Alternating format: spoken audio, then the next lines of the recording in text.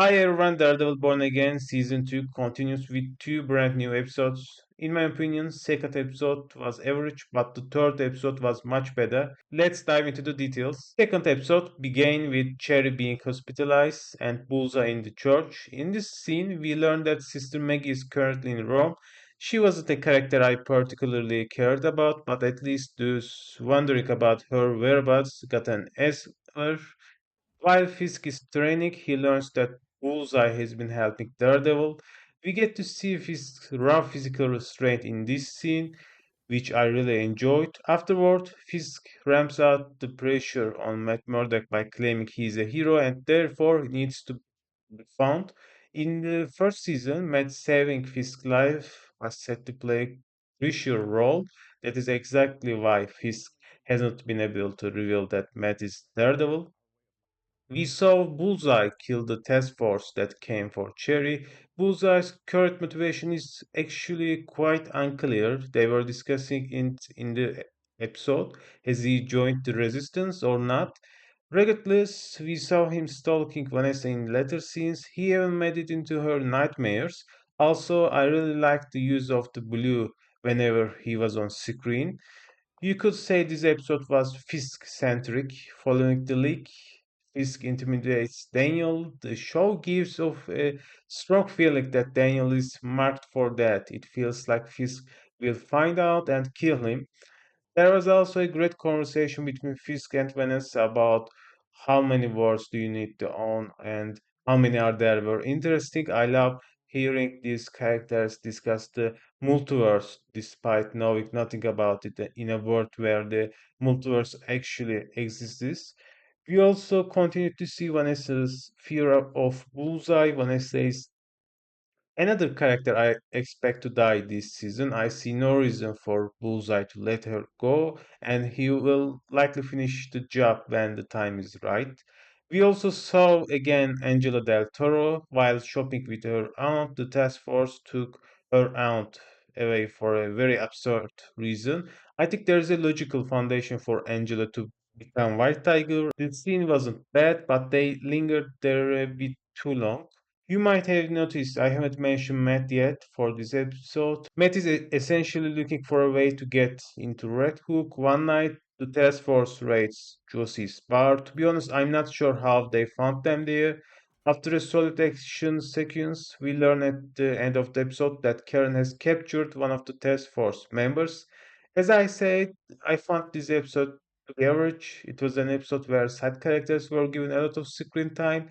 Since many of these side characters don't interest me, the episode felt a bit underwhelming. In the third episode, we learned that the person Karen captured actually wants to help. It turns out he was a character from the first season who didn't support some of the task force actions. I like that they tied it back to that. Through Powell, we see that the task force is a corrupt force, but it wouldn't make sense if they were all pure evil. It's normal for some to join, thinking they are truly doing something good at the beginning.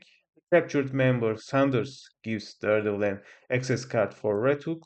Heather's drama continues. What feels strange to me is why Heather has Muse's mask. I'd say she might be hallucinating, but I doubt it. I'm curious to see where they are take Heather's story. Frank's name is mentioned in this episode, but we don't know where he is. Neither Matt nor Karen knows either. We don't see him in the dungeon in the final minutes of episode 2. He was alone in the final scene of the first season. Did he manage to escape? I'm not sure. Perhaps they moved him elsewhere once they realized he wouldn't stay quiet. Regardless, we'll get our answers about Frank in his special presentation. There was a meeting between Jake and Kirsten. Kirsten couldn't prepare because the court date was shared too late, but thanks to her, Matt found out the location of the dungeon. There is one thing that bothered me in the dungeon scene, whose screams help me constantly. You have been imprisoned there for months. You don't see anyone coming, and clearly no one hears you. It's a small detail, but it annoyed me. Jake's trial was short and he was found guilty. We also saw disagreements starting to form between Matt and Karen mid episode.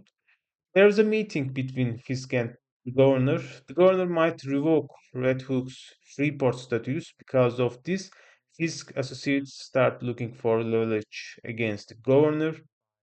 They are also trying to find the person herding Kingpin. After seeing the first episode, I read some strange theories about who could be behind the mask, like Foggy, but I think it was very obvious that it was BB, which was confirmed in this episode. By the end of the episode, Daredevil finally enters the Red Hook to save people. We watch a beautiful one take action sequence where Daredevil and Swordsman work together against the anti-vigilante task force. Meanwhile, Karen catches Angela. Angela stole the radios, which is all well and good, but her cool lines don't have much impact. As she says herself, she's just a kid and everyone can see her face. I don't understand why she didn't cover it. You will continue to see her in the next episodes, but I'm not sure what she will contribute. At the end of the episode, while everyone manages to escape, they blow up the Northern Star ship on Fisk's orders. Along with the workers inside, they will likely pin the blame on Daredevil. As I mentioned, I like the third episode much more. However, the show has a lot of side characters, and the effort to give them all space sometimes undermines the pacing, like the second episode. Next week, Fisk has a fight match. I have no idea why he's fighting, but we will find out then. See you in the next videos.